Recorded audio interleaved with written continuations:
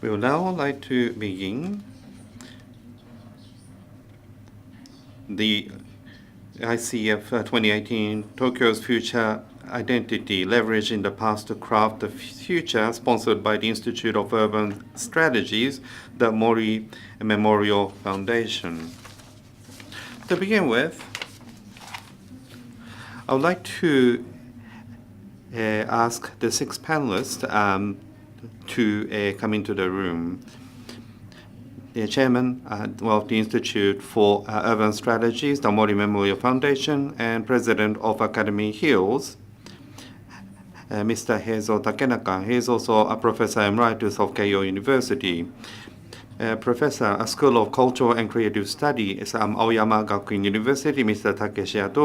Author and guide specialized in Edo-era historical site in Tokyo is Mr. Ryo Kuroda, Representative Director of the Azuma Architects and Associates, Rie Azuma. The Professor Emeritus Meiji University, Professor Teikyo University, Executive Director of the Mori Memorial Foundation, Mr. Hiro Ishikawa. Chairman and CEO of Konishi Decorative Arts and Crafts, Mr. David Atkinson. If I could ask the panelists to please make your way up onto the stage. Please welcome the guests and the panelists with a big round of applause.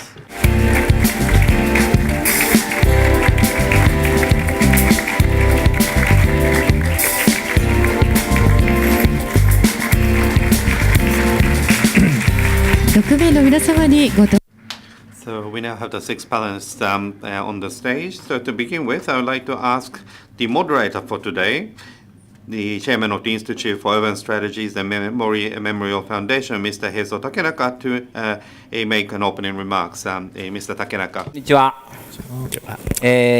Hello, everyone.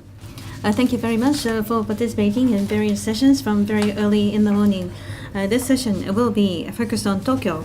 We'll be talking about urban strategy in this session. It just so happens that one of the speakers, Ichikawa-san, was instrumental in planning for this session. Therefore, he is going to be involved in the relay talk. The specialists have engaged in discussions beforehand, and based on their remarks and their views, we will engage in discussions. There are many points we'd like to discuss, and with Ichikawa-san, we discussed the global ranking in terms of innovative city ranking was confirmed. We have announced, and Tokyo was number 3. Tokyo is doing a very good job in that regard. Second is New York. We were closely behind New York last year, but we were more wide apart. And the characteristic between the people in Tokyo and New York and is that we don't fare bad, but there is perhaps a bit of attitude that can be had. Although culture is very high, London is very strong in terms of culture. Therefore, I believe it is important to come up with the identity of Tokyo so that we can communicate globally. We have a strong need to do so. That is what we'd like to discuss today. In this session, we'll be talking about the history as well as architecture, urban development, materials, designs, and from various aspects we would like to discuss. We'll have 3 parts. First of all, we'll have the relay talk. Each of the speakers will be sharing their comments. And after that, we'll have a special lecture. Mr. David Atkins will be giving the special lecture. I had the opportunity to have a discussion on a TV program, so I'm looking forward to his lecture today as well. And after this, we will have a panel discussion. We'll have a relay talk, special talk, and then a panel discussion. That is how I'd like to proceed in this session. So, in starting the session, I'd like to ask Yamato-san to talk about the history of development of Tokyo as well as the uniqueness of Tokyo. So please give us information so that we can have a common understanding about Tokyo. Yamato-san, please. My name is Yamato from Mori Memorial, the foundation. Please look at the screen. This is 1890. And this is showing the population density in Tokyo and also showing the railway network of Tokyo. And it was 1980 when we saw the Meiji new government established, and between Shimbashi and Yokohama, the first train started to operate. Then after that, Japan, the rail continued to expand towards the north, and the Kobu takes the railway to the west. And in 1989, we saw the other rail that was established. When you look at the population density at this point in time, the area inside the Yamanote line of today, the population seems to be concentrated. But apart from that, there isn't much population except for Yokohama. That was the situation back then.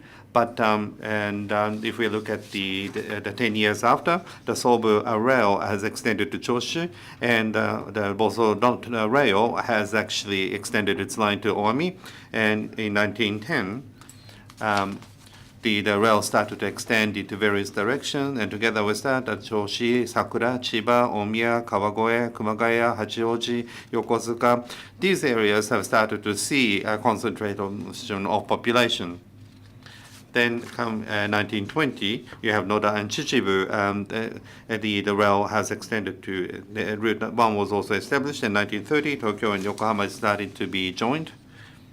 And come 1940, then Tokyo is starting to expand its area. In 1950, the link has extended to Chiba, and in Kanagawa, Yokosuka, and Hiratsuka, where the population density has increased to. And in 1960 and 1970, you can see the population increase in Kawashi, and there was a new town development in 1980. The population is increasing in Hachioji as well. And in 1990 and in 2000, we saw the start of the Aqua Line, and in 2010, and right now, this is in 2015. This is from the National Census data. Chiba, Kashiwa, Omiya, and even Kumagaya, the population belt is extending, Hachioji to the west and Hiratsuka to the south. And you can see the population increasing to cover all these areas. And in comparison to the first and the map between 1990 to 2015, in 125 years, the population density of Tokyo has changed so much. And it expanded at this type of speed. But the Tokyo of today, what type of image does it have? What type of uniqueness does it have? We analyze this from two perspectives. First is the Tokyo looked from photos. And in doing this symposium today, we had two pre-seminars. And those people who have attended the pre-seminars, we've asked them to gather photos that is typical of Tokyo. And we use this method called KJ method. And we did the analysis in this way. It's somewhat small and difficult to see, so we'll enlarge sort of the part. This is top right, and we have many people who actually send photos of landmark. If you look at the top left, this is Imperial Palace, and towards the right, you have some the buildings which were built during the Edo period. Some are reconstructions. The Meiji, Taisho periods of buildings and landmarks from Showa era. We had a number of photos of those nature. But Tokyo Tower, many people actually sent photos of the Tokyo Tower. And beneath that, Tokyo Skytree. We have also received photos of Tokyo Skytrees as well. These are more physical landmark type of structures where people thought that they were typical of Tokyo. But if you now go to the left, waterscape. And we also had many photos of the spaces near water. And if I go back to the bottom left, and it says transportation. There were many photos related to the transportation, say how the railway extended itself, the subway, or rail-related photos. There were many photos in that area as well, towards the left. And the multi-layered type of urban spacing of the Shuto Expressway was also sent in as well, going back to the overall picture. And if I go to the top left, and this is referred to as traditional Japan. So rather than Tokyo, it's more like Japan-like design, or food, or temples, shrines, festivals, or the alleyways. We did receive many photos of those types as well. And lastly, I wanted to introduce this, said this is all new, Skytree and fireworks at Zojoji Temple and Tokyo Tower. And amongst the modern buildings, there is a shrine gate, tori. So there is a contrast between the old and new. We did receive many photos of this nature as well. It was a simple analysis, but what is the Tokyo-ness as seen from photo is certainly something that we've done. And what's Tokyo like? What are the key words that represent Tokyo? And based on QIL or from or the code, we've asked people to express what they come to mind. The word that represent Tokyo Tower, a large city, many people. So the size of the font reflects the frequency of response, the keyword that people thought when they heard Tokyo. So except for just a few, apart from Tokyo Tower and the urban city, high rise, a lot of people, clean, everything's there, Japan. So these were the kind of keywords which were raised. And in order to compare, I'd like to show you this. This is what we've done 2 years ago, the urban image investigation. This is an image of Tokyo. And this was done with 2,000 people who live outside Japan, the keyword that they thought about when they hear Japan, and crowded. So that was the most frequent request. And second is technology, crowded technology. These two probably was the biggest two keywords that people had considered. So the image of Tokyo by the people of Tokyo, as well as image of Tokyo as seen from people outside Japan, there seems to be some difference there as well. We've done this type of the analysis as well, and may be able to use this as a topic in the panel discussion later on. And so I will pass back the microphone to the MC at this point in time. Thank you very much. Next, I would like to proceed to the relay talk. Now, before this session, we had 3 pre-seminars. And the pre-seminar for participants will be introducing the essence of each area. First of all, I would like to call upon Professor Takeshi Ito of Aoyama Gakuin University. This is Ito speaking. Happy to be here. Up until March of this year at Tokyo University, I was teaching architectural history, and from April I went to Aoyama Gakuin University, and I'm enjoying the environment of Aoyama, teaching at the Aoyama Gakuin University. I'd like to talk about the area of my expertise, which is cities, history, and in that context I would like to talk about the identity of Tokyo. My slides is full of text. It's too busy to read. So I think it would be better for you to just listen to me. First of all, I would like to talk about the identity of Tokyo. Now, identity is a difficult word or concept which is impossible to translate into Japanese. There are many such words, such as community, and many in architecture, such infrastructure is another one. Monument. These cannot be translated into Japanese appropriately, and identity is also such a word. In the session, however, we'd like to pursue this point. Yami-san talked about the uniqueness of Tokyo. I think this is also a part of identity. It means identicalness. That is something that we'd like to take up in the session as well. Apart from definition of words, I believe that we should focus on identity for people. It could be individual identity. It could be group identity.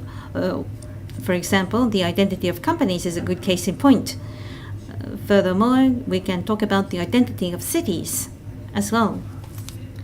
Therefore, there is a sense of scale in identity from individuals up until the national government or the nation. So it is expanding constantly in a global scale. So we have to bear in mind that identity has scale concept. There is also identity in the history of the city as well. And gradually, over time, it is formed. On a personal note, I would like to mention that I was born in Kyoto, and I lived in Kyoto until 18 years old. And after that, I've been living in Tokyo all this time. So if you ask me which area do I have identity with, it would be Tokyo, because I've lived longer in Tokyo. And when we think about Tokyo, historically, it was always being conscious about Kyoto in forming its identity. Osaka, Kyoto, when comparing Edo or Tokyo, there are three cities that must be compared. And it started in the 18th century. And Tokyo has always been conscious and juxtaposing with Kyoto. It's always been a rival for Tokyo. But now, Tokyo has no rivals domestically. As Takenaka-san mentioned, there has to be more uniqueness. This is probably the case because there's no rivals in Japan. But historically, Kyoto has always been the rival of Tokyo. Now, here, when we think about Tokyo, we have to think about the Edo era, and there is Tokyo in the modern times as well as the current Tokyo. We have to consider Tokyo over time and the changes over time. Tokyo is such a large city that it's difficult to discuss. That is the reason why I want to discuss it in this context. And now, this is the city history of Edo. I have been studying, researching the Edo urban history. It's in 6 stages, and in each of the stages, it had the representative places formed as well as architecture. I'm not going to go through each one.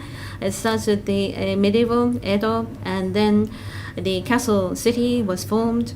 Edo continued to expand in the next phase, and the end of the shogunate is also a distinct time. And various architectures as well as places have been formed in these unique phases. Specifically, in a tangible manner, we can see that history is embedded in the city. This is also a foothold for us to discuss identity. What is very famous in 18th century, the end of 18th century, the so-called Edokko discourse emerged. Edokko or Tokyoites, looking at the gold decoration and then using the tap water for bathing babies. So what I have highlighted here is the bridge as well as architecture. So when we talk about the discourse of the Edokko, which is embedded in the Edo era, and the gold decorations of fish in the castle as well as Nihonbashi, Suido Bashi, that are the characteristics which form the pride of being a Tokyoite. Now, having entered the Meiji era, from Edo, the name was changed to Tokyo. This might be difficult to interpret, but let me try to explain. It used to be a castle city, but after that it was transformed into a modern city of Tokyo, and I try to represent this in this diagram. Now, Edo Castle had become the palace. There have been changes of the names, and the bridge around the Edo Castle was used for public purposes. The government offices were formed, and side of this there were many temples, and this formed the base of the 5 parks, Shiba, Asakusa, Ueno. These parks were formed. So Tokyo has inherited the Edo city structure, and continue to develop as a modern city. Now, in the post-war period, in the 1960s, Tokyo was subject to the most significant change. In Tokyo, the high economic growth period was enjoyed, and urban design became very important in the architecture. This became very popular amongst the architects at this time. Mori Museum, Metabolism Group is a good case in point. So we are entering the city age from this time onward. And on a nationwide basis, a comprehensive development plan was implemented and development continued. But at the same time, destruction also occurred. Major important buildings have been dismantled, but then it was also restored more recently. And now we have people living in the suburban areas. Tama New Town is a good case in point. From this time onward, the city's history was firmly established. So, although rushed, I have tried to talk about the history of Edo and Tokyo, as well as the ideology in terms of urban development over time. Next, I would like to talk about my last point, which is the current state of Tokyo, as well as the identity thereof. Looking at Tokyo today, it seems that the integrated city of Tokyo is now becoming islands. This is called the island phenomenon of Tokyo. It is divided into different islands. Nihonbashi Genzai used to be the absolute center of Tokyo, but that is no longer the case. Roppongi, Aoyama, Shibuya. New centers are emerging with strong capabilities. And they are also forming as islands, as if it's floating in the sea. It's the archipelago phenomenon. That means that the identity of Tokyo is not a single. It is formed by different identities in a bundle as a city.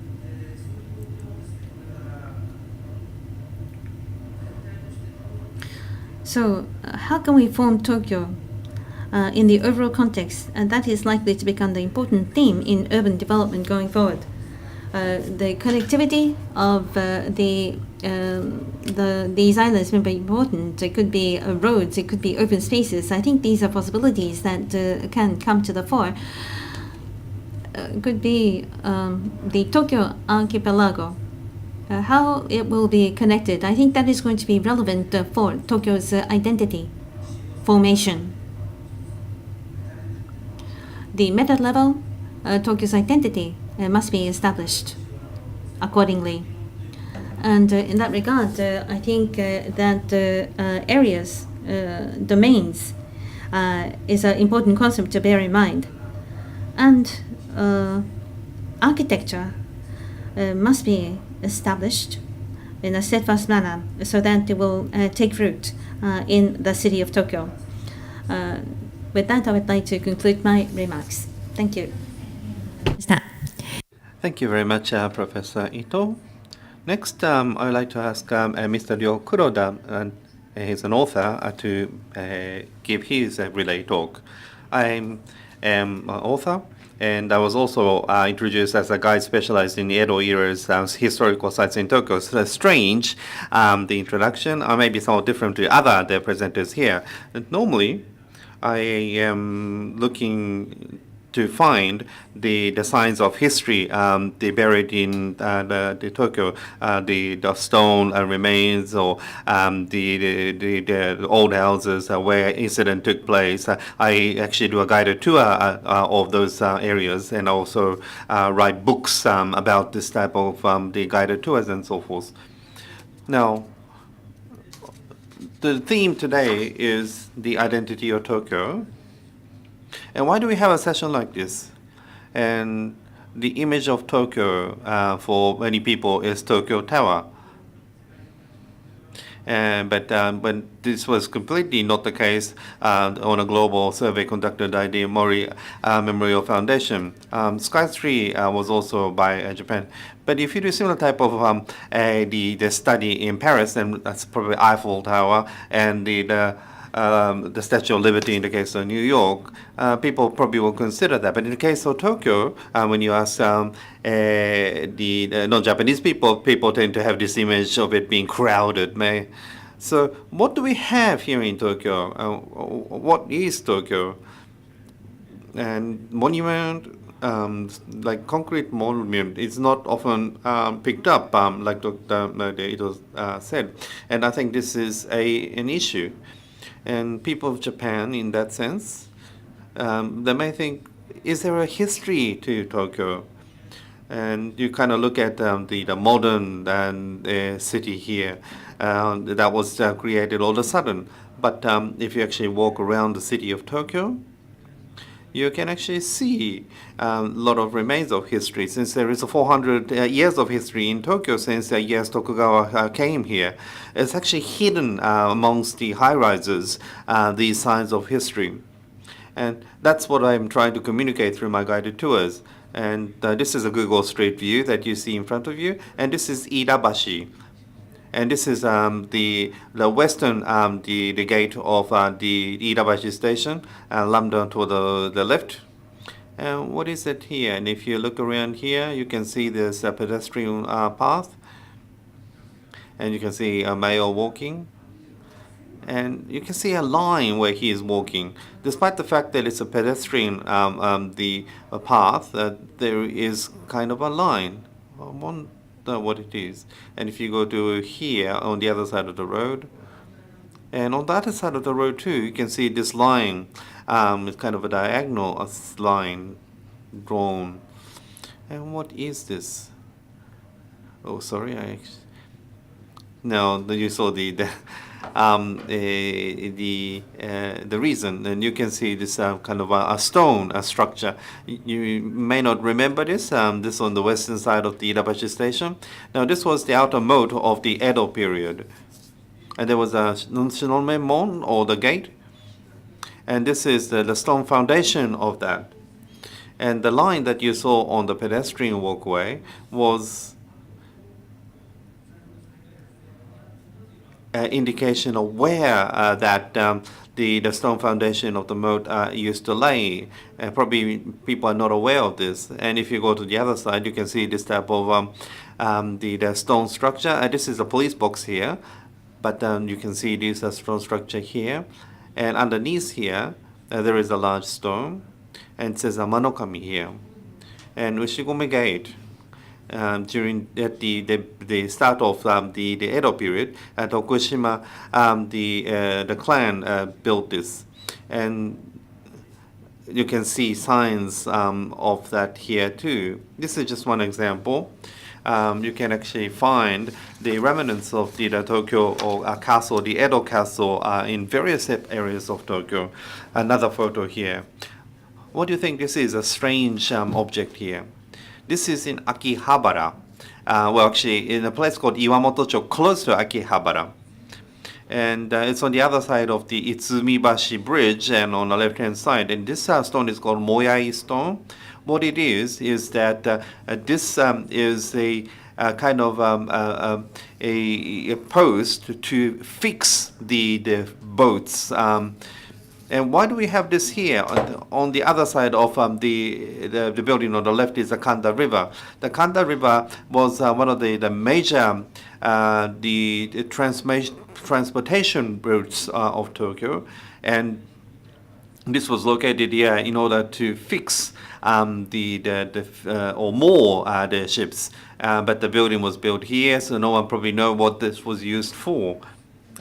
And previously, the Edo had evolved based on the logistics using the river channels.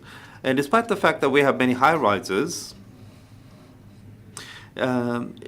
cities cannot completely erase the signs of the past or the history. So we have remnants of those still visible.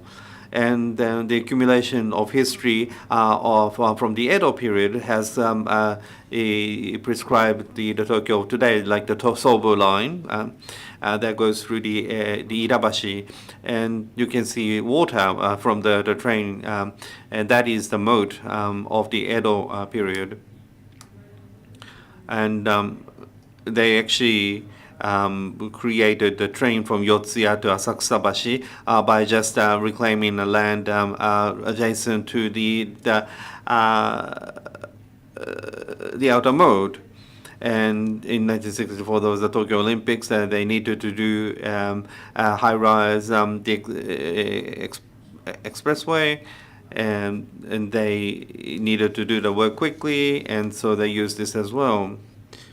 And so the shape of Edo Castle has a kind of prescribed the form of Tokyo today, and you can see the evidences of that in various parts of Tokyo. And next, what I wanted to show you is that history of the Edo, the period, is prescribing the Tokyo today. I'm using Google again here. And this is the Ginza area as seen from the sky. And in the center, they have a lot of small buildings with a high concentration. That's Ginza. But if you look towards the left, and you can see something like the train. But to the left of that, there seem to be large buildings with large blocks. And it's quite evident. And why do we have this?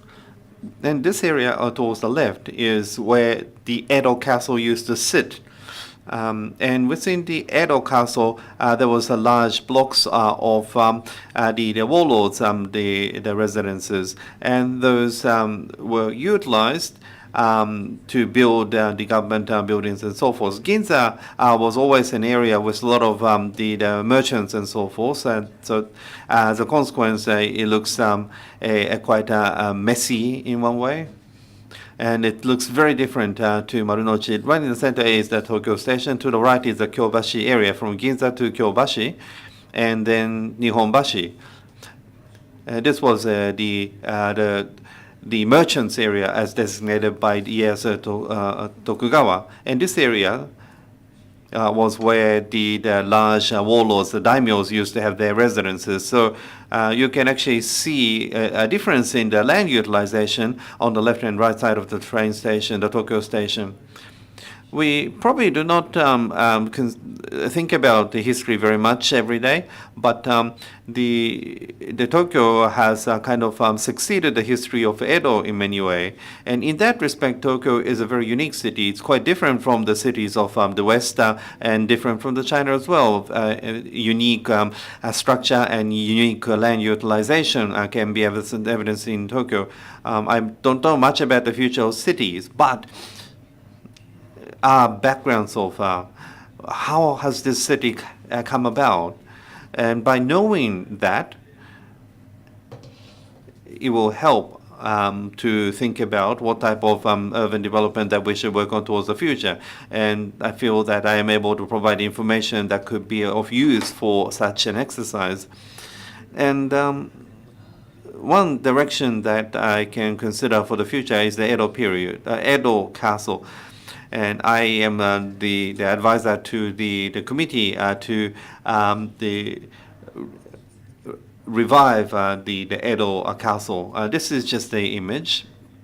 And there is an East Gyoen area within the Imperial Palace, which is covered by Imperial Ministry. But there is an area that can be accessed by anyone. And there is actually a tower, the castle tower. And we may say that Tokyo does not have any image, but this is Castle Tower established by the samurais. This is epitome of the Japanese culture. This type of thing does not exist anywhere else in the world. So creating something like that would create image for Tokyo, and it will also entice tourism as well. And many people may have come from outside Tokyo. And for those of you who live in a castle town, you probably have lived by looking at castle, and that becomes your identity to an extent. But Tokyo does not have that right now. But we want to actually reproduce this and reconstruct it if possible. I may have gone over my allotted time, but I would like to conclude my part here. Thank you. ありがとうございました。Thank you, Kuroda-san. Next, we'd like to call upon Ms. Ria Azuma, architect. Hello, everyone. My name is Ria Azuma. Our seminar has architects as well as light designers discussing this topic amongst the three of us. So, rather than focusing only on Tokyo, but we focus on Japan overall. And our architect office has been involved in Hoshinoya design. So our perspective in terms of Japan, in terms of designing Japanese inns and hotels, our design concept is what I would like to share with you first. I'm going to show you three representative works of us. Left-hand side is Hoshinoya Karuizawa. Now here, we took 10 hours for us to come up with the concept for design. It is in the Japanese environment, landscape, and where some were very beautiful. We wanted to create something that will be inspiring and live in the memories of people who come here. So it's called Tani no Shuraku. Hoshinoya Karuizawa was designed. And Hoshinoya Kyoto is the one on the right. And Japanese style room was emphasized here. The Japanese style rooms, or washitsu, may not remain in your housing today. I think it's quite rare in Tokyo when we have condominiums to have washitsu or Japanese rooms are hardly seen anymore. But people will come here to stay in Japanese style rooms, and overseas guests can also enjoy such washitsu or Japanese style room. And that was the focus for Hoshinoya Kyoto. At the very bottom is Taketomi Jima. This is in Okinawa. It's about 1 hour from Okinawa, and there are only 360 inhabitants. And the community is designated as a heritage site for the region, and very typical Okinawa style housing remained. So we have respected the environment in developing this Japanese style inn. So that is how we began. And also the sub-theme is to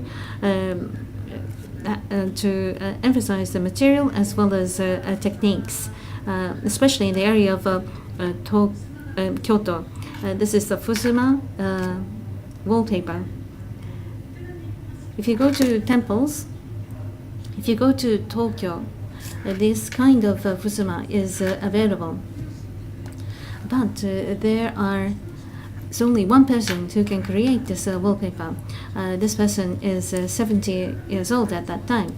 There are many such shops, but there is only one artisan. So they have tried to hire young people so that they can receive training for this technique.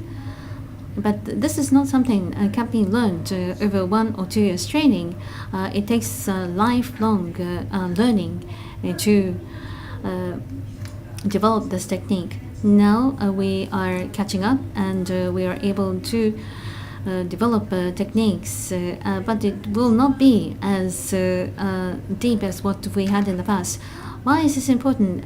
Fusuma or Japanese sliding doors are no longer used in Japan. That is the reason why it continued to decline.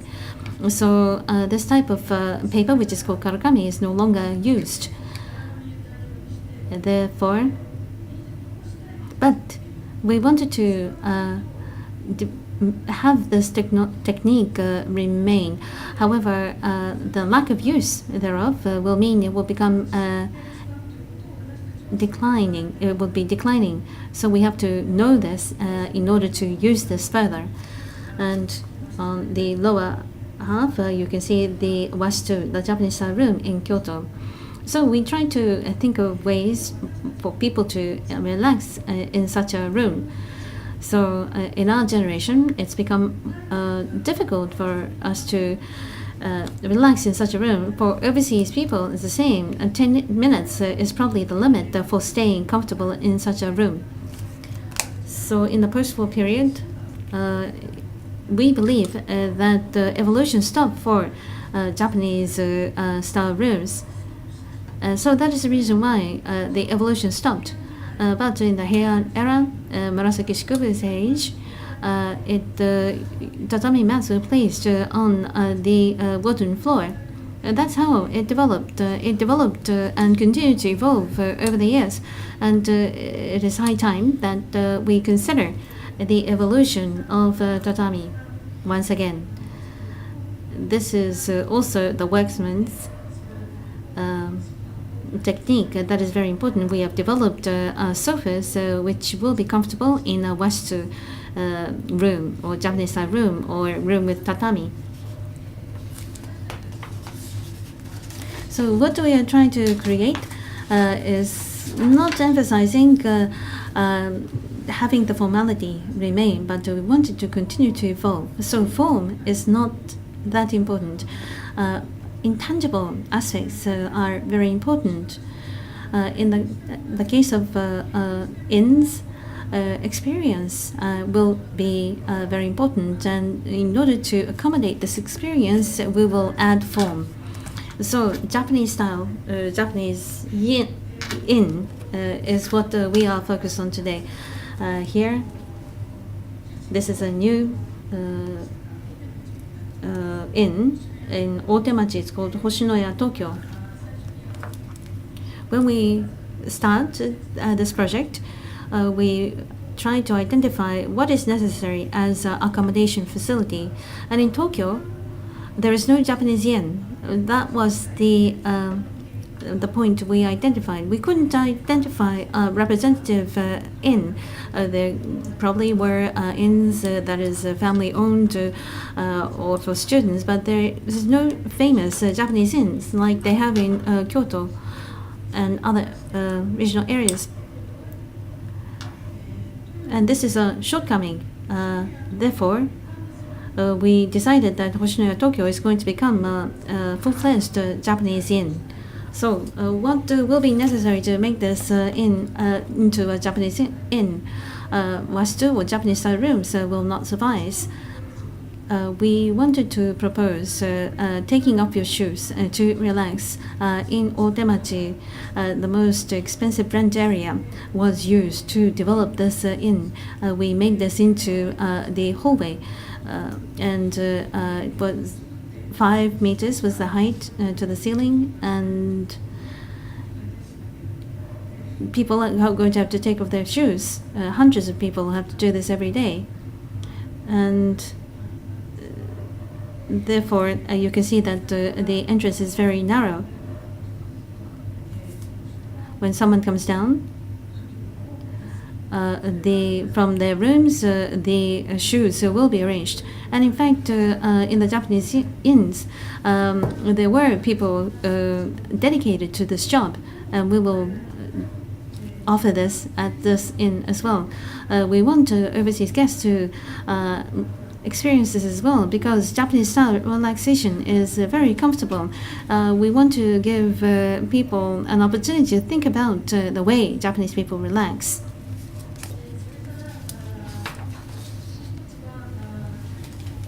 Next is the rooms. In terms of size,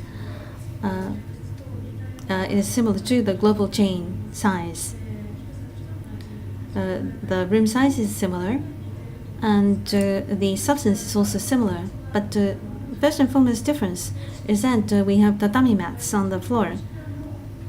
The Western or Japanese style rooms cannot remain intact as is, but the culture of not wearing shoes in the room necessitates the tatami.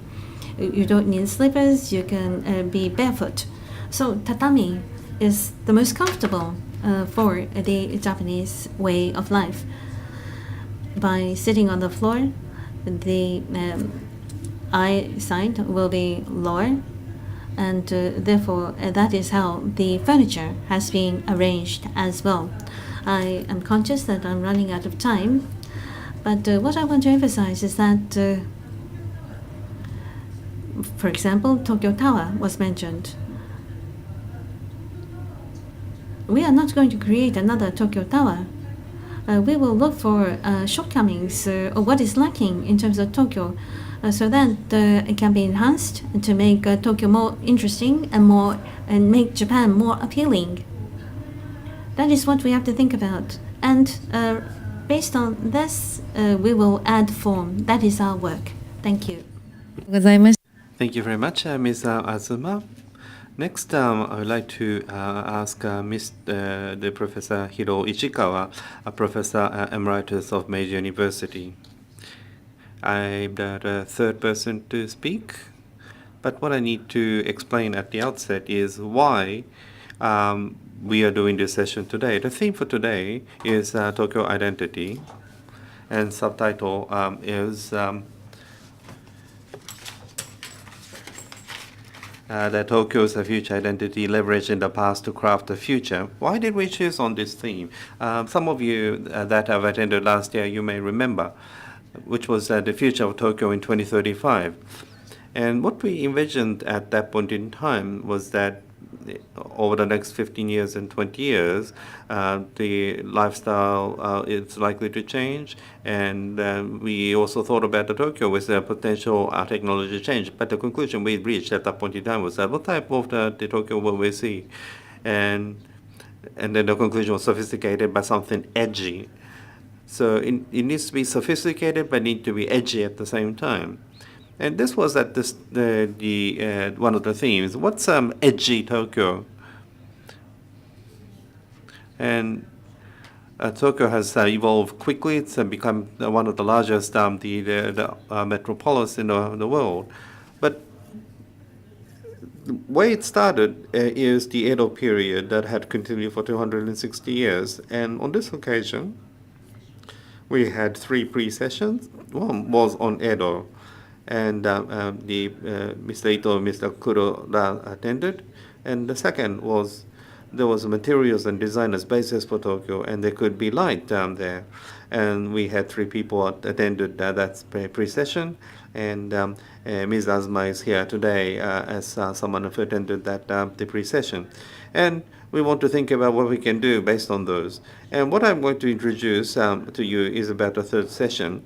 Now, in Tokyo, in all sorts of different areas, we are doing one of the top-level development in the world on per area basis. And you have a major developer assigned to each of the areas in one sense. And they are creating things. And I wanted to introduce what this will become of. And so I had that the pre-sessions. And how will Edo be reflected there? What will this become of in the future? And so we did the third session. And today is the main session. But I wanted to briefly introduce to you what we had done. So Otemachi, Marunouchi, and Yurakucho of Mitsubishi Estate, and Nihon Fudosan's Nihonbashi. The third is Tokyo Group Shibuya, and last was Roppongi of and the Toranomon of Mori building. We identify those 4 areas. There are also others, but these are being developed from different perspectives. So we have met with developers and had discussion. Now, this has changed completely right now, but this is called the Naka Street of Marunouchi that we know from our student days. This is an office at the city. And during nighttime or during the weekend, no one came. So it was quite a boring area. But this is the Nakadori of Marunouchi today. We have the closed streets for the pedestrians, but we also see many other changes as well. The public space, or we are using the space held by the public sector for private use, and for that area management, this is where we've done this for the very first time in Japan, and the Tokyo has established that the Tokyo Beautifying Ordinance. I was involved in this, but we utilized that to change the city, and try to create a city that was different from the past. And what was that? And this is an area that will bear the future, so Odaimaru area. And this is an area where the headquarters of many Japanese top companies are located. So if there is a consensus and understanding, it can be done. So the area management organization was established, and they were being active. It is a special location, but it is changing from the office, the town, and it's becoming a core of Tokyo. And is this going to be unique or not? And jumping to the conclusion, Mitsubishi Estate made a proposal that people and companies will feel the possibilities and are able to evolve. And the result is important, whether it be night or the day or the weekend. There are many people there, and Hoshinoya has established a ryokan in Otemashi. So this is something that is put into practice. And towards the north of Daimaru, if we go to Nihonbashi next, Mitsui, the real estate is the key player in the development that is taking place. And we talk about Edo today, and we talk about how are we going to leverage Edo. This is probably the best location because the economy and the finance and the commerce or logistics and culture, all these were centered around Nihonbashi. The Mr. Ito is probably the expert in this, but during the Edo period, the towns folks only accounted for the 20% of the areas, but that's where people had they congregated. So people used to live and also engage in business there. And that was centered around Nihonbashi. And this is a picture from back then. You can see the merchants, Echigoya, Ome is also where people came from. So many merchants came and built the city here. And there were fires as well, the number of times, but still the same, they continue to build this city. And doing a development where we see a base of this is the key point of the Mitsui real estate. And so Nihonbashi is revived, and behind the corridor there is the Edo, the streetscape. There is also a shrine. So they're trying to revive Edo. It's quite a bold plan that they're working on. And what they're doing there is not just buildings. And you can see there is a movement of the presentation there. So the neighborhood, the regional coexistence, creating new the merchants, and a revival of the waterfront. Nihonbashi used to have the fishing fisheries market or seafood market, and this was located here. This was the center of everything. And whether it be the Japanese spirit or Japanese sophistication, we're trying to regenerate those values. And this is Nihonbashi area. You can see the Shudo Expressway, but this is going to be removed in the future. But the diversity challenges and the revolution and linkage of people. It's an old city, but the city is built on and out of the congregation of people. This is a unique area. That was Nihonbashi. Third is Shibuya, which is part of the Tokyo metropolis now, which used to be a regional part of Tokyo in the past. 1943, the Toyoko line went through this area, and it's a kind of a terminal area based on the Toyoko line. And how has this changed? There was a kind of a trigger that caused the change to this city, and that was the Olympic Games held in 1964. And NHK moved from Otemachi to Shibuya, and that's a key point. And this created information industry. And because NHK was there, people started to go there. Fashion. And the fashion related industry came in. And today, it's not just the terminal station. It's an area people gather. This is actually at the end of the year countdown. We have 100,000 people coming in front of the building 102. This is a world-renowned the location representing Shibuya. And there will be 6 new buildings around the station built going forward. And the line of flow of the station will change. The Teikyo line will come here. So there's going to be a significant change here going forward. And how will this change, township change? And this is it's a bird's eye view of Shibuya.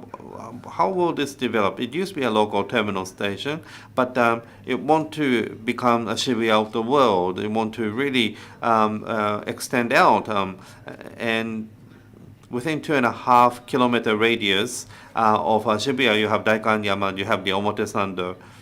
After the high economic growth period, the areas that grew the most in Tokyo are all gathered around here. And so this is the greater Shibuya concept.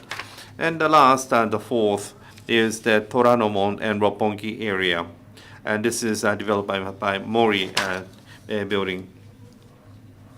And the foundation of Tokyo was established during the Edo period. This was the end of the Edo period.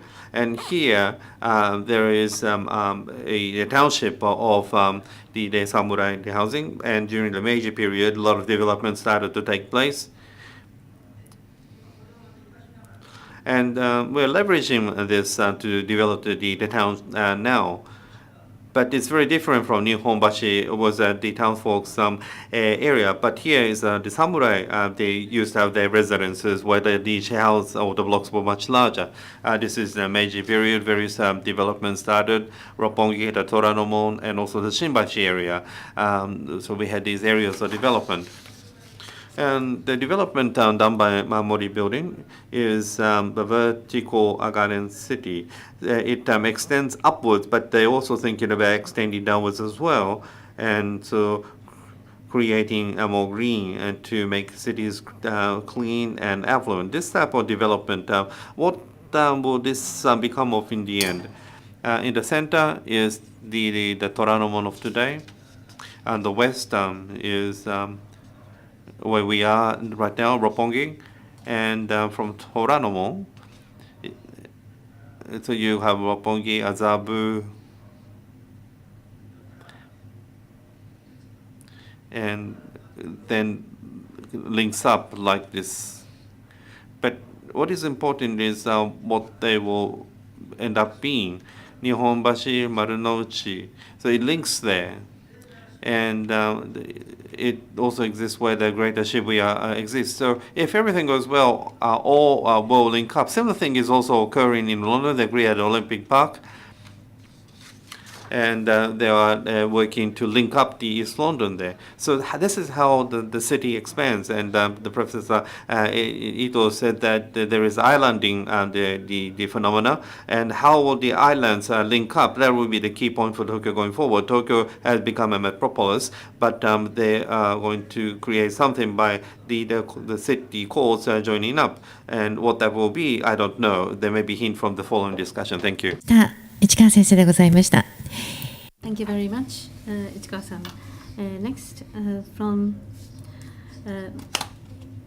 Konishi, Decorative Arts and Crafts. We'll be hearing from Chairman and CEO, Mr. David Atkinson. Hello, everyone. My name is Atkinson.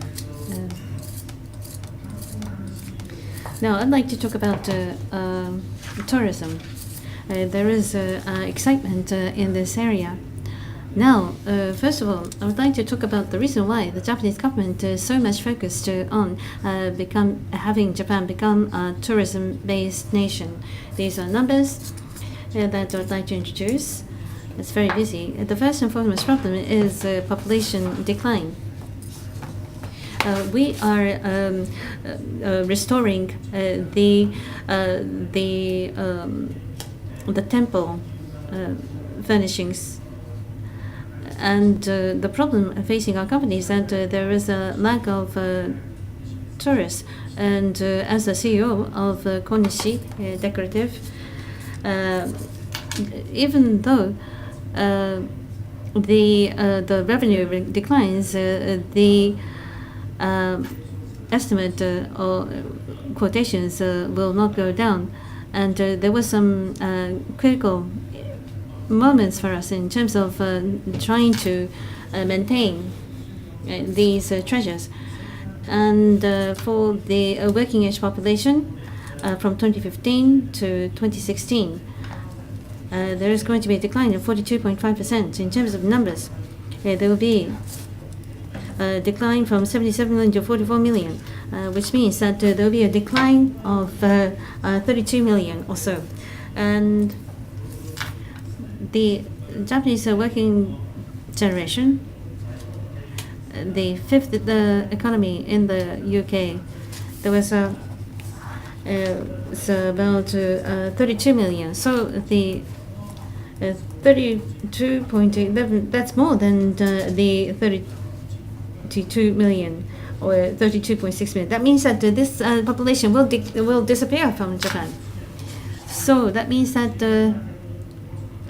to the decline in demand for tourism, maybe supply should be reduced, but it does exist in Japan. So the supply and demand equilibrium, which has been disrupted, should be maintained, and that is the reason why Japanese people will not be enough.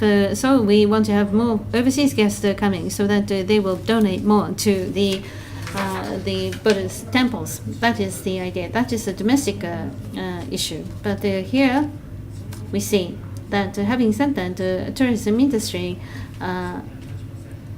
will have to become a major challenge. In 2016, out of the GDP of the world, 10% is accounted for by tourism, and in fact, it is the third largest industry. First is chemical products, second is electronic products, and number 3 is tourism, and number 4 is automotive, and 5 is food products. Therefore, for the global economy, especially in the past 30 years, this industry has continued to expand. As you can see here, the number of tourists globally was 1.24 billion in 2016. In 1990, globally, there was 400 million. So it has increased by more than a factor of 3. So these are some of the numbers that are being announced. It has not been updated yet, but in 2013, the number of tourists was 10 million, the inbound tourists. But 2017, it has increased to 28.69 million already. And in terms of international tourism revenue, last year Japan became number 10 in the world. 5 years ago, it was only 26. So there was explosive growth in terms of tourism revenue. It used to be 1 trillion in terms of origin, and it has increased to 5.2 trillion this year. So it's a significant economic impact from tourism. Number 10 was number 9 is Macau, and 19% has already been achieved. So it is likely that for next year, Japan should go up to number 9 or number 8. So this is a very important point. I have to talk about what has changed. From 5 years ago, there was significant growth, but the tourism agency was not established at that time. I'm a special advisor for the Japanese Tourism Bureau. It was established 5 years ago, but that did not occur. From that time onward, it has been continuing from the past. It used to be 8 million, but there was significant growth recently. Now it's important to think of the reason why this is the case. In a nutshell, there is a reality and also objectivity has been strengthened. New tourism strategy has been promoted by Japan, and when it failed, at that time, omotenashi or hospitality was and safety, good order, and bullet train was very precise. And number 4 is my favorite. Japanese people are dexterous. Please think about this. By 2020, we will have 40 million people coming. And number 4 is how we are good with our hands. So when you have 40 million inbound travelers, you might wonder, why is this the most important tourism resource? In fact, it hasn't anything to do with tourism. Hospitality is highly evaluated, but in the world, hospitality ranking is shown, and France is number 1 from the bottom. But where do tourists go? They go to France. 65 million is the population. 84 million tourists are visiting France. Is it good? Law and order? Is security good? But in Japan, Japan is not number 1 actually. The safest country in the world is Liechtenstein, as well as the Vatican. Where people do not live. That's where it's the most safe. Of course, Japan is ranked high, but please think about it from a different perspective. From the UK to Japan, in order to have travel here, it's about 300,000 yen in terms of air ticket. It takes 14 hours to travel here, and they will use 260,000 while in Japan. So you want to meet someone, you want to go somewhere to experience something, or eat or drink. And these are the attractiveness of tourism as well as sightseeing. But if there is nothing of these, but someone who has emphasized hospitality said that people are saying that if you drop your wallet in Ginza, it will come back to you. But it's taking so much time, 260,000, 300,000 for air ticket, and there's nothing to do. But since they have time to kill, the 40 million people might drop the wallet in Ginza and go back to the hotel and and look forward to have the wallet come back. But no one is going to look forward to such an experience. Same for Tokyo. In many cases, when people think of Tokyo, there is culture, history, old things, modern things, tradition, as well as innovation. But what is the problem? To these characteristics, the tourists of the world are indifferent. They don't care, as you can see here. In reality, what is most important is diversity, and nature, and climate, and culture, and food. There are other characteristics, other attractiveness, such as hiking as well. But these are the main attractiveness. Now, people, rather than going to temples, more people go to Shinjuku Gyoen, the park. Even for Japanese people, tea ceremony is a wonderful culture. I am also learning that. But out of 127 million, only 3 million are enjoying the tea ceremony. Even Japanese people are not interested in tea ceremony. Why do you have to communicate that to all the inbound travelers? It's a lack of reality, lack of objectivity. So let me emphasize the next point. So they don't analyze. So you just think, and you just push that to the non-Japanese people. And that was the reason why the tourists did not exceed 8 million for many years. And when foreign people come to Japan, what they want to do the most is to eat Japanese food. And the first time was 96%, but the second time around, this had come down to 58% only. And so people say that if there is a washoku boom or Japanese food boom, they will eat a lot of that in the first time around, but the second time around, no, they want to go to French, they want to go to the Great Italian.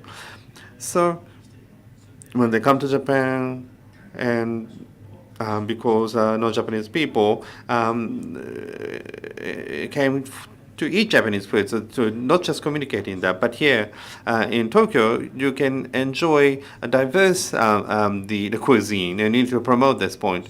The second point is the nature, landscape, or enjoying the walking through the city and culture. Where would this come in? Japan's history and traditional culture, only 24%. Of course, we need to have that. We can't do without it. But how many people who come to Japan with the intent of wanting to experience that? Not too many. They have some time, and so they may go and enjoy culture just to kill time. Or there may be people who come for this as the main purpose. So you need to take a comprehensive approach, otherwise we won't have people coming. But there is a problem with regards to Japanese research. Of course, if you really promote the Edo culture overseas, then because you're only communicating that, the people who look at that and come, they come by being enticed by culture. But if you do a survey in the cities, people will say that they're interested in culture. And I joined the Japanese government's the tourism bureau. The first change is to analyze why people are not coming, not just analyzing why people are coming. And that's the result here. And what the Japan is not communicating, despite the fact you have the tourist resources, you are not communicating that, so people are not coming for that. And so what you're communicating just keeps on going around and without achieving much progress. So one thing that we learn from this is that it's somewhat impolite, but irrespective of how much as Japanese people discuss the non-Japanese people that they don't know about, they can never come to the right the answer. So you should just go and ask. And so they've done that by the Japanese government previously, but consequently, what they want to see, that they will teach you. So you don't have to have wasteful meetings, and you can provide what they want, and that will lead to significant increase in the number of tourists. And it is a fact that one can understand. For your information, when you talk about technology, non-Japanese people think that Japan is full of the latest technology. That's the kind of impression that they have before coming to Japan. But when they come here, they feel that the Japanese technology is quite behind. It's not all that advanced. That's what they end up thinking. They may think that the bullet train is wonderful, but in the bullet train, you can't use Wi-Fi. What one can do in Africa, you can't do in Japan. And more recently, what the people from abroad say is that it's only Japan that used to use facsimile fax. You can't use credit card. You can't do electronic settlement or payment. You can't use ATM. And you can't make the restaurant reservation through the internet, or at least it's not that easy. So people are saying that Japan does not have the latest technology. And I think this is a key point, one of the important key points from today. And in thinking about the tourism strategy, what is important is not creating courses. And that is the key feature of the strategy today. What is being asked of the most is branding, or the communicating, or the unique character, or it's not that. based on analysis and research, you need to identify all the issues and resolve each and every issue one by one. This is the most important point now. Until recently, as I said before, as the tourism strategy, Japan was to communicate Japan's advancement to overseas, to appeal the culture of Japan to gain understanding. That was the key point of the tourism strategy in the past. And when I was told that, and I was asked to give my the impression, and I thought, what can I say? And decided to be very frank. And from the non-Japanese people's perspective, we are not force-fed one's the culture. There is not many people who spend one's holiday and money to try to understand the spirits of other countries. But if they're coming, then the objective of the tourism is for them to have fun so that they will spend money. And that is the only objective. This expression is not well received in many occasions, but what the non-Japanese the tourists, I can only see them as walking banknotes or the money. And if they actually drop all these the money, and if they go back to their countries happy, then that's the tourist strategy. So understanding Japanese culture or the history or understanding Japanese the mind, that's not the primary reason. The primary reason is for them to drop their wallet here. History or culture or the spirituality of Japan, it just means to enabling that. Then what it says at the bottom here, the biggest issue is how to think about value and added value. Say, for example, if you go to the Imperial Palace or if you go to Zojoji Temple, irrespective of where you go, the fact that there is that existing creates value. But in order for people to spend money, there needs to be added value. Otherwise, that value cannot be realized. So, say for example, if there is a cultural asset, and non-Japanese people, when they look at this, think that this is like kind of if you go to Higashi Gyoen, there is a kind of the plate saying the Pine Corridor site. And for non-Japanese people, what is a Pine Corridor site? But it's just the space was long. No explanation was given as to what happened historically. There is no place to sit down. You can't eat, you can't drink there. For the Japanese people, it may be important, but for the foreigners, this is just a place with full of lawn. The Shinjuku-gyoen, it's a beautiful place. It's important in that respect, but various ways to enjoy that. There is no food there. And you just can't sit, you can't sit, you can't eat, you can't drink, you don't play baseball, you can't play ball catch, you can't drink wine. There is many things that you can't do. That's the reason you can only charge 200 yen. So in these areas are cultural property. Not many people are interested in the value of the building, the meaning, the historical background. The key point is whether they are able to listen to something that is enjoyable and fun. And in Tokyo, there is many places remains of something, but the remains is boring.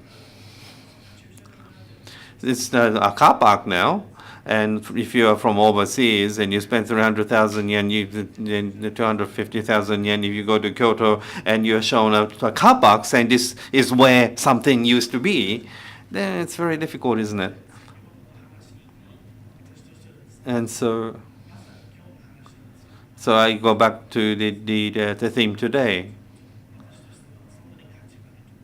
So looking at remains or something that used to be doesn't provide much value. But if there was an explanation, and if you actually provide a guided tour, then that's an added value, and that gives birth to value. Now, the tourism agency, what's the difference between 5 years ago and today? Well, they are thinking about what one needs to do in order to make sure that tourists are having fun. And when you did the interview, they don't know how to use the toilets. Can't use the ATM at they can't use their bank cards at the ATM. No Wi-Fi. No explanation about the cultural assets. There is no explanation about Japanese history. Without explanation, you can't understand anything that is historical. The spirituality and all that kind of stuff, that's not what is interesting.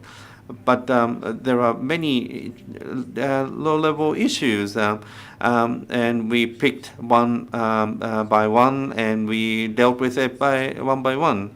And as a consequence, the customer experiences went up, improving. And so the tourist, the strategy is not advertising, it's not branding. If you go to the tourist site, and the customer experience is whether there was a high added value or not. And that, I think, is in essence everything in the era of SMS.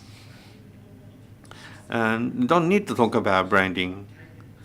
So if you create a wonderful experience, and that is communicated to the world without you doing anything. I apologize to Dentsu, but there is no value in asking for that.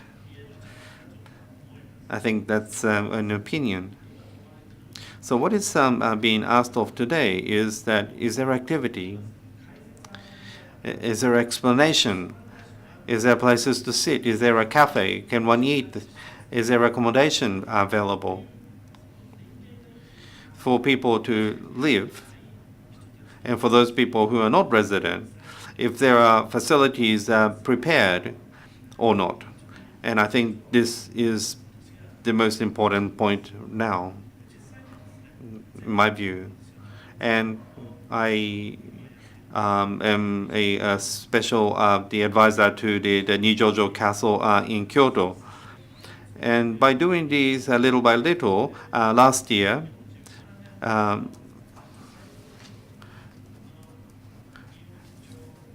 we have achieved a record which hasn't been broken for 47 years. The 47 years was the Osaka Expo, and back then the number of the visitors was 2.4 million, but this was now exceeded, and we prepared places where people can sit. We made a lot of brochures.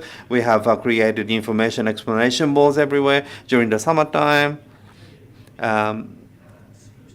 People didn't walk through the beautiful Japanese garden, but in front of that, we have asked the rice bowl set meal. It's difficult to charge 1,000 yen to give a guided tour of the area. But asagayo, the rice broth, is not something that is expensive to produce. But if you provide them with this meal, they're willing to pay 3,000 yen for that the guided tour. So they might not be interested in the building itself, but the fact that it was a beautiful Japanese garden where you can't see any the modern high-rise buildings, but was able to enjoy a breakfast. The Kyoto, the summer mornings are quite comfortable, and one is able to spend quite a relaxing time 2 or 3 hours in the morning, that they were willing to pay 3,000 yen. So in that sense, and you identify issues, problems, and if you deal with that in an appropriate manner, and if the experience becomes greater and greater, then through the word of mouth, that is communicated as being great and wonderful. And I've been invited to many meetings and committees and so forth. There is a Ueno, the attractiveness, the communication committee. So there's a lot of the channels and things like that. when you are being asked to do a walking course, but you actually take into a place where there is a canal buried underneath the ground, so you may be able to hear the water moving if the area is quiet. But that is kind of fraud in one sense, in my view. But it has actually developed as a city of culture. But Japan's the concept of culture, we want to appeal that to the world. But if you're not a resident of Japan, you can't buy tickets to concerts. Even if you appeal the fact that it is the concert capital of Japan, not much point. The same applies in Kyoto, the Geiko and Maiko. You can appeal their attractiveness, but by 2020, if we expect 40 million people to come here, then the work that the hour of the Geiko and Maiko is limited. And in order to respond to all 40 million visitors, you can actually, they can only spend 3 seconds per person. But they have this system of not allowing first-time visitors. And in one sense, the fact that they don't actually receive the first-time visitors, but you're appealing their existence, it is a little strange, isn't it? But the Ueno, the concept is great. But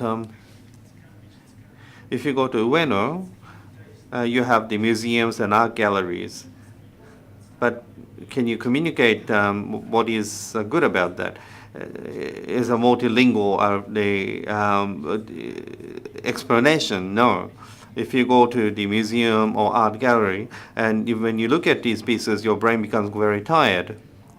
And often there is sweet things available. Or if you go to Victorian Wood Museum, there is also items with a lot of caffeine. And there is places where you can sit that enable people to stay for a long time. And this is thinking about the people, and they increase the level of satisfaction by making people stay for longer and then become number one in the world. So the collection might be the best in the world, but they only show a little bit. And there is a lot in the warehouse that you can't see, you can never explain. The concert culture of Japan and the nightclub culture of Japan, I think, is great in my view, but it's become very difficult to participate into that. So the wet nighttime concept, can you buy tickets? With the museum and art galleries, they are able to accommodate non-Japanese people. The multilingual, the explanation given, is Wi-Fi available. These things are, in this sense, the tourist the strategy. Until now, I had many meetings talking about a lot of things, but not that. It's making an investment to create these things little by little. The city of tradition and the innovation, we create a lot of catchphrases like that, but catchphrase will not make cities into a city of tourism. It is the customer experience. And it not only applies to the non-Japanese people, but as a resident of Tokyo myself, even the Japanese people. To what extent is Tokyo an attractive city? Are you really enjoying this city? Is it something that one can enjoy? And that is the question being asked right now. And so for me, whether it be the Nijojo Castle in Kyoto, but not just having many people visit Japan because we've done something for the non-Japanese people, but we also seen a rapid increase in the Japanese tourists come as well. So for the Japanese people, the Japanese culture and history, very many ways of enjoying. And we want to remove the era where everything was banned or forbidden. We want to make Tokyo into that the sophisticated Tokyo. I think there's another opportunity for that right now. there are many tourist the resources available, and by preparing that for tourism, then I think there is a future for Tokyo for both the domestic and international tourists. Thank you very much for attention. ここからはパネルディスカ So from here onward, we would like to engage in a panel discussion, and I'd like to ask Takenaka-san to moderate. Thank you very much, Mr. Atkinson. And everything I'm feeling daily has been expressed by Mr. Atkinson. I believe that when Japan started to talk about cool Japan, telling everybody that the country is cool is not cool per se. So that was very interesting. Now, the four relay talk, and also we have heard from Atkinson-san. I don't know how to proceed with the panel discussion yet. We have been talking about the identity of Tokyo. The important issue within Tokyo is to increase inbound travelers. That was identified, and ultimately, then what should we do about Tokyo? I want everyone to address this issue. But Ichikawa-san, first of all, let me ask you, in terms of the urban city ranking, culture and exchange is quite low ranking for Tokyo, but inbound environment is improving. But why is there such a weakness still? Now, what is the strength and weakness in the context of ranking today? Now, tomorrow it will be introduced in the newspapers, so details will be forthcoming. Tokyo is number 3 in the world. And on top of number 3, we have before us London and New York. 6 urban functions are the criteria. And culture and exchange, London, New York, Tokyo are wide apart. Tokyo is weak in this aspect. This is very much related to Atkinson's speech. Tourism is becoming a major industry in the world. We were not aware of that until recently, but Japan is now rapidly promoting tourism, and but not doing a good job, as mentioned by Mr. Atkinson. In the indicators, historical sites as well as contact with the tradition was mentioned. It could be nonsensical according to what we have heard today, but what was mentioned was that Paris have many tourists. So that is a very important point to bear in mind. So they have the traditional assets similar to Kyoto, but in the case of Tokyo, we don't have historical monuments because of earthquakes as well as the war. It just doesn't have the old things. But as you have mentioned that we can promote other areas. I understand that we have to make money. That's very important. That makes us happy. But in that regard, the identity of Tokyo, the uniqueness of Tokyo, should be emphasized as well. People talk about fog is important for London, for gentlemen, and flowers is important for Paris and New York as musicals. But we don't have such a characteristic in Tokyo. We would like to have input from people from outside.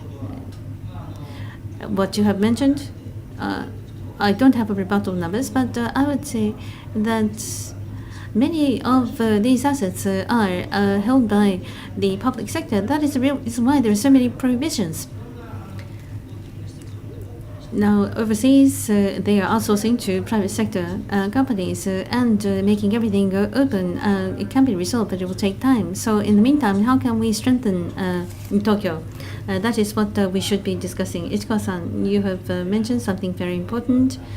This is very much related to inbound travel. Hakata, or in Fukuoka, in the port, there are about many cruise ships calling on these ports, but we don't have cafes at the ports such as Naples, because basically ports are only handling cargo. That is how it was developed. So we can't have fashionable cafes. These are problems that must be overcome. So next, what can we do about Tokyo? That is what we'd like to discuss now. Ito-san, you mentioned about the cities becoming islands, and the nexus between them could lead to identity. Now, the Tokyo today, 1923, when we had the Kanto earthquake, Goto Shinpei considered what can be done, and after the war, it was devastated. So we were able to recreate the city from scratch, and I think that is where hints lie. What you have, based on what you have said, let's talk about the formation of Tokyo's identity.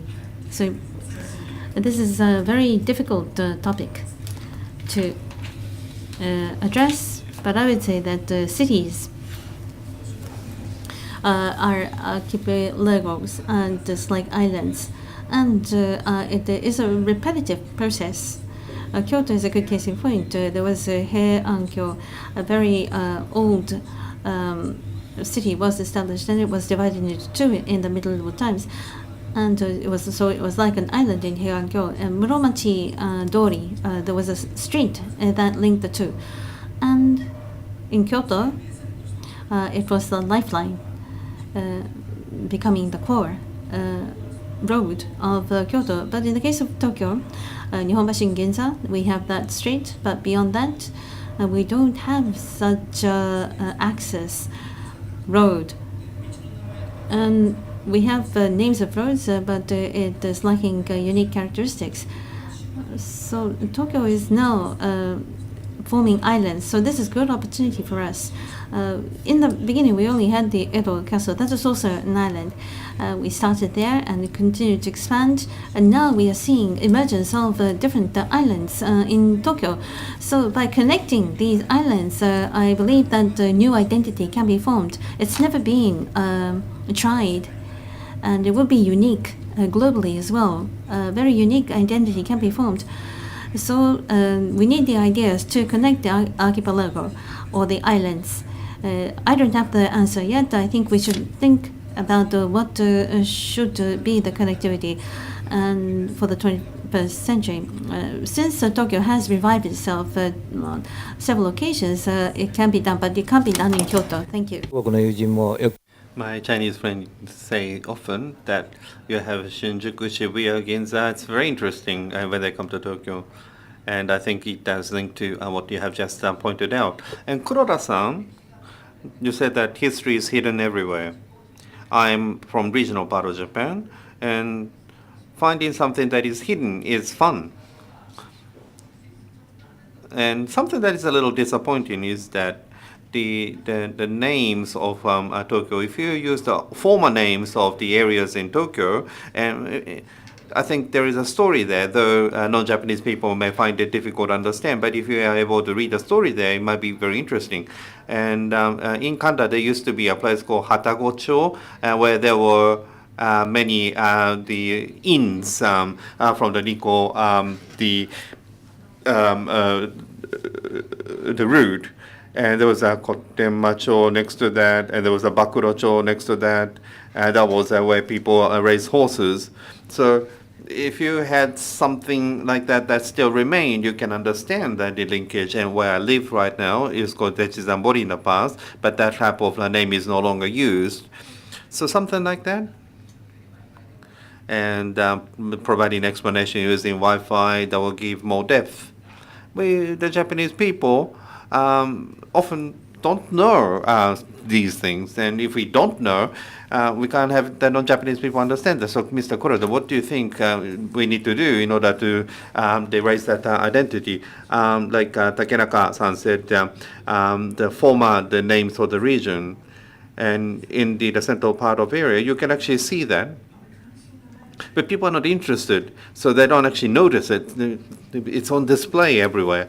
And we Japanese people, what's the former name of the area that I'm now working? And behind that name, there is this type of history. And you talk about the history and culture for the non-Japanese people, but if you actually take a walking tour in front of the Imperial Palace, about the 60% of people are non-Japanese people standing in front of the Imperial Palace, but the explanation board is difficult to read. But there's been improvement recently. You can use the QR code, you can use a smartphone to read explanation, and also the areas that is now made open to the public, that has also expanded. So there are improvements like that. And we ourselves need to know about the uniqueness of certain areas, and to be able to communicate that, and prepare Wi-Fi or modernization and things like that. Tokyo has always worked on the economic rationality, did not really think about perspective from the outside. But if you look at the future, then we need to be mindful that people are looking in, and you need to think about that, and specifically what will be the identity. And on that point, I don't know. I want to work on recreating the Edo Castle, the castle tower. But this is something that we can work on thinking about. Now, Edo Castle, the tower cannot be redeveloped. Well, there is not much momentum yet. We'll try better going forward. Asuma-san, the Hoshina hotel was very impressive. I went there for a shooting for my work. I was very impressed. The Western, the Japanese rooms, you said that it has also evolved over time. I think that was very interesting. In the case of Japan, tradition is something that we want to preserve as something old. But that is not the case. It can be a contemporary interpretation, can be made as well. Kabuki is the same. It has continued to develop over the ages with the more actors, outstanding actors appearing in succession. So I think we are emphasizing too much preservation aspect, and the cultural agency is providing funding for the preservation. But it was also mentioned, what is the perspective lacking in Tokyo? That is also very important to approach. So can you talk about how can we form edgy Tokyo? What is required? Do you have any insight? Now, David-san, your lecture was somewhat hard to the ear, somewhat, and there were some people who were laughing. But so in some parts we agreed. There were some parts that perhaps we did not agree completely, because Japanese people cannot evaluate the personality or characteristics objectively. So when it's pointed out from someone like David-san, it is very convincing. But that is only one side. We can agree, but at the same time, whether we want to accept or not will require a filter. And at that time, how can we discern between what we should not change, what we should remain intact, and other things that must undergo change? How can we differentiate the two? I think differentiation with others, that is an important perspective to have. With that perspective, I believe that Tokyo will never become New York, and within Asia, Singapore is attracting much attention. Marina Bay Sands is very impressive. We don't want to have something like that in Japan. So what should we be promoting in Japan? So a different perspective must be introduced. In that regard, as mentioned, we talked about the islands one by one. The islands could be from Nihonbashi to Toranomon, Roppongi Hills. We can see the formation of islands. But from the point of view of inbound travelers, whether it is easy to understand should be considered with discerning eye. Perhaps Nihonbashi, if it was only low story, would be better to understand. Roppongi, with neons, it might be easier to understand. So I think we have to emphasize, highlight perspectives as well. I think that should be approach to be considered. You mentioned Edo Castle restoration. apart from whether it can be done, but proposing such ideas is very important. In that regard, by thinking about such perspectives, I think something new can be generated. Thank you. Thank you. And Professor Ichikawa. And in order to create Tokyo an edgy city, you have actually raised that the question yourself, so you need to respond to that yourself. You've looked at the Tokyo for many years. You're an expert in the urban issues. So what's your thought? And I'm saying whether it has the character or not. And on this side is the Japanese team, people who think from history and tradition. But on this side, it's saying that that's not the case from the outside. I think both is true. And so, was it attractive from outside? But can you make money when it's the tourism industry? So how are we going to combine that? So it can be a city that can make money, but is it the character of Tokyo? Historians probably say this, but we had the Edo period, and there was a kind of a notion that the warrior should not strive to make money. But Paris, how was that built? The city developed.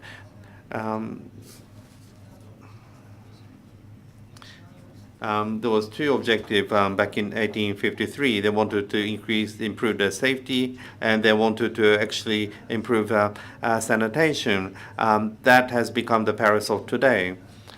And so when you do something for some reason at certain time, that may become something good in the later period.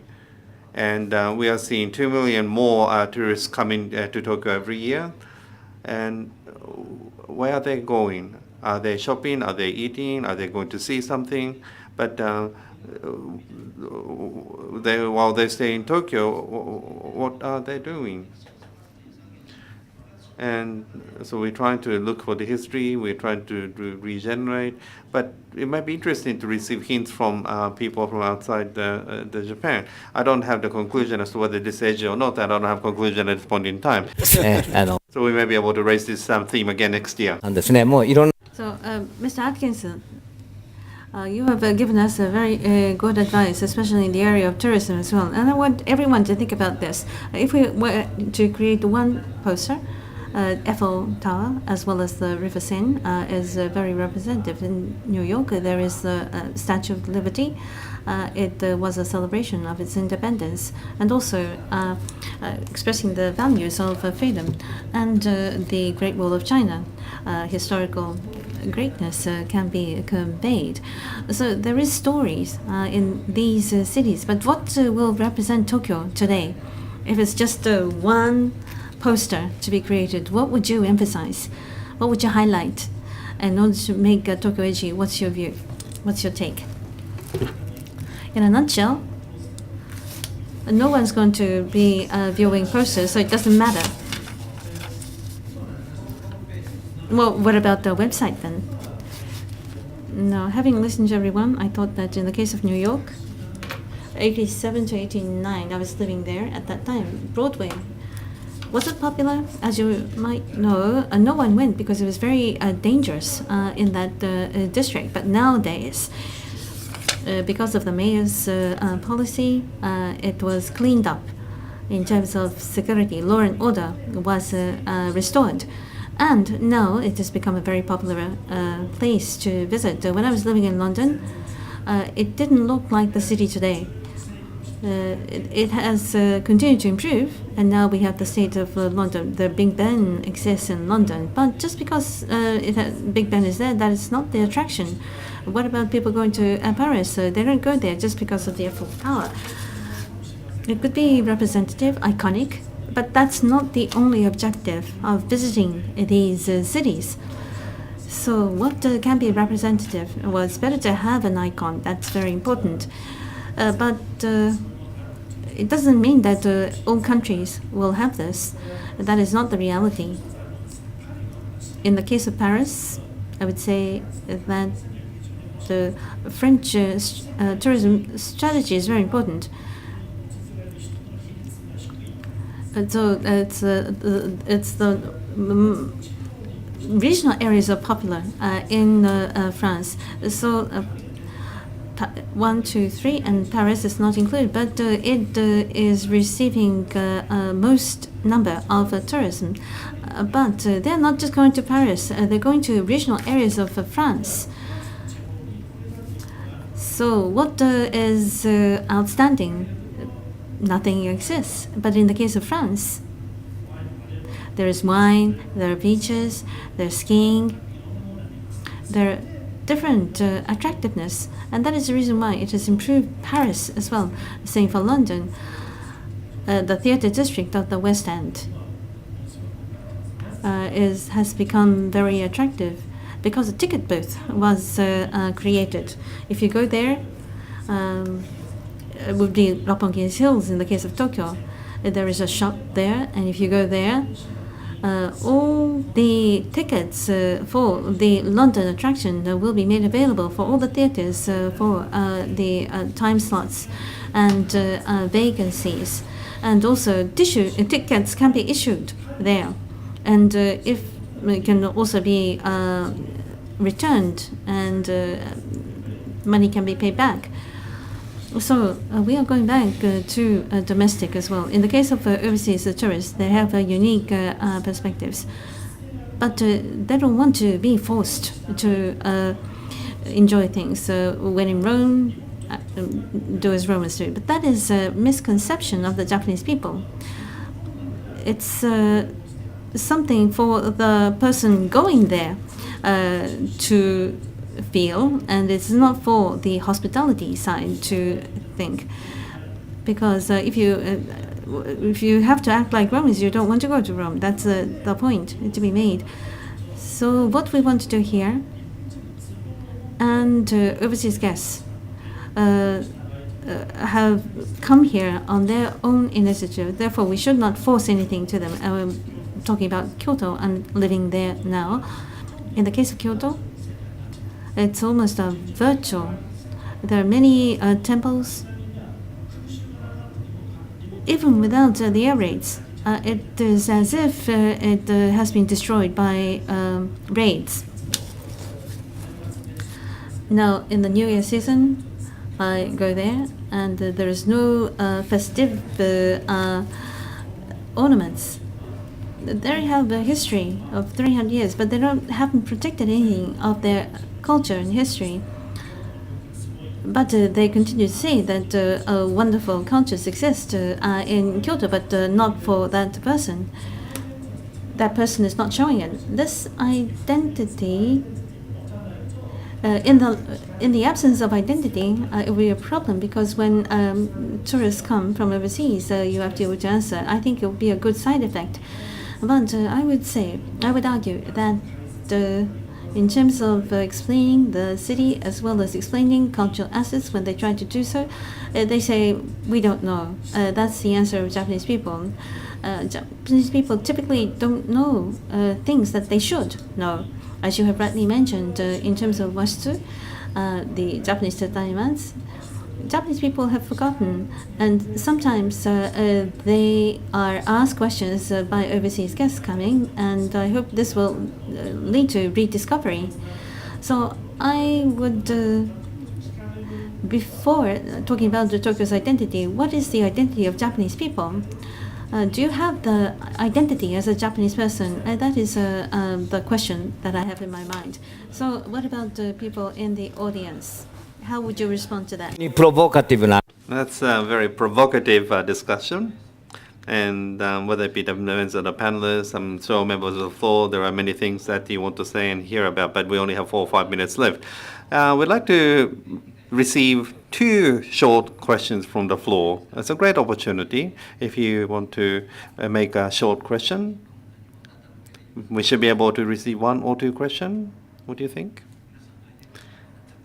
What has happened to your identity? You don't have any question?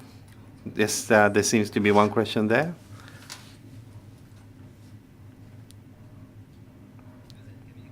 Please keep your question concise. Thank you. And Atkinson-san has explained from the perspective of tourism, but non-Japanese people, when they make investment or when they decide to live here, then they may have different perspective vis-a-vis the perspective of tourism. What's your name? My name is Kasaki. That's different, I think. That's not the case. And tourists. And talking about differentiation. I think you need to do a little bit of differentiation, but you don't have to do excessive differentiation, in my view. So they might come to Tokyo once, and irrespective of where there is a point, a particular area that one want to visit or not, they may want to go there once. Maybe eat sushi where it's best. People do think like that often, but you don't have to do a differentiation very much. But if you become a resident, then it becomes more strong. So if we want to make investment as a resident, then the perspective does change, and this has been confirmed. ランキングでもIn terms of ranking today, inbound travelers are increasing, but there are also overseas students are low in number. That is also a reflection of the fact that the ranking is low. I'm sure that there are still issues that we have not covered, but in terms of inbound travelers, under the Koizumi administration, I proposed the importance thereof. But steel industry and automotive industry is important. Tourism industry is not important for Japan. But Yasuo Fukuda, the Chief Cabinet Secretary, set up a form set up a group for visit to Japan, and the basic law for the Japan tourism was enacted. It was 5 million at the time, and people laughed when we're aiming for 10 million. Now we are at 28 million today. In the background, as already mentioned, steadfast efforts have been very effective, and also the weak yen was very useful. Visa regulation change also helped. So one by one, efforts have been made to make improvements. In the case of Tokyo, we have specialists today, and we have discussed the topic of identity. I believe that further deepening of discussions will be warranted. But I am amazed by one aspect. In the 19th century, the end of 19th century, Edo had 1 million citizens. London, Paris only had about half of that. New York population was only 30,000 or so. So for a very long time, many people have lived in Tokyo and continue to create various things. But I think we're starting to forget this. And we are also forgetting to communicate this to the overseas countries. In Japanese universities, tourism faculty does not exist mostly, but several years ago, for National University, tourism faculty was established, and I think what has been mentioned have been improving over time. So I think further efforts will be required. At any rate, there are many changes that can be brought to bear. We can strengthen the attractiveness and resolve the problematic areas. So this is the obvious approach. And by so doing, I think we will see the appearance of a truly edgy Tokyo. So let's give the 5 panelists a big round of applause to show our appreciation. Thank you very much, Takenaka-san as well.